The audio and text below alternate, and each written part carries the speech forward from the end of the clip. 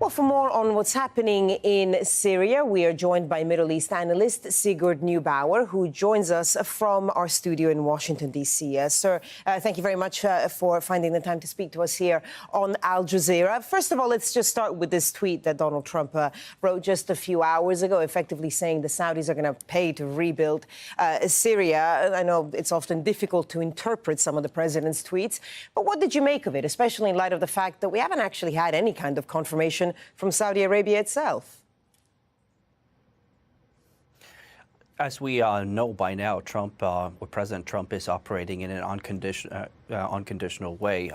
So far, we have seen that the Saudis have committed $100 million for reconstruction funds for Syria, and that commitment was made actually only days after it was confirmed that Jamal Khashoggi was killed in a premeditated manner. So Trump's tweets today builds on the notion that Saudi Arabia will have to make concessions towards remedying its image on the international stage, and to contribute to reconstruction in Syria fits that pattern.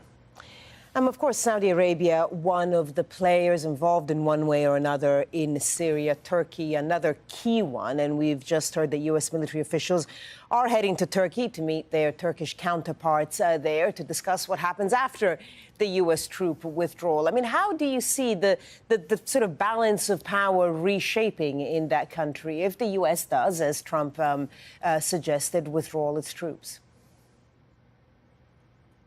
What is important to understand is that because of the Jamal Khashoggi affair, Turkey and Saudi Arabia have been logging heads in the international arena on how to proceed with this delicate matter. And now that we're seeing that President Trump is accelerating the normalization process with Turkey, and that we have seen reports today that President Trump intends to visit Turkey sometime in early 2019, all of that adds to the pressure on the Saudis to move forward and provide a symbolic victory for Trump, if you will.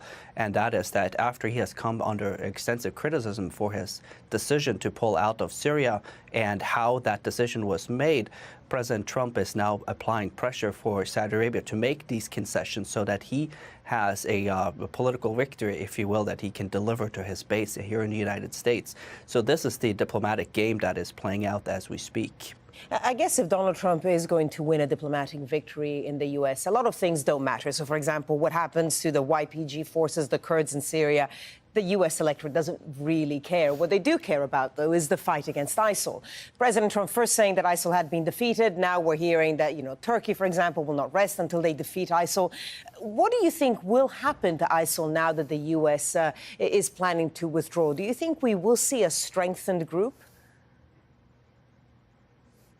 I think that what we're seeing and what is playing out are two different things. So first of all, as we have seen, President Trump has declared that he will withdraw from Syria. But at the same time, we saw that the Turkish spokesperson for the president declared that it will be a coordinated response. So in other words, I don't think that the United States will fully withdraw from Syria, as has been reported. I think that the United States and Turkey will carefully coordinate all moves going forward, which includes ensuring that Kurdish villages and Kurdish civilians are not getting in harm's way, precisely because the U.S.-Turkish relationship is strategic, and the Democrats that will take over the U.S. House of Representatives next month will not tolerate any sort of humanitarian catastrophe hitting Turkish fighters and their families. So I think that this is actually a calibrated move, and I think that some of the criticism that has come against Trump have been politically motivated, even though he is, as we know, operating in an unconventional manner.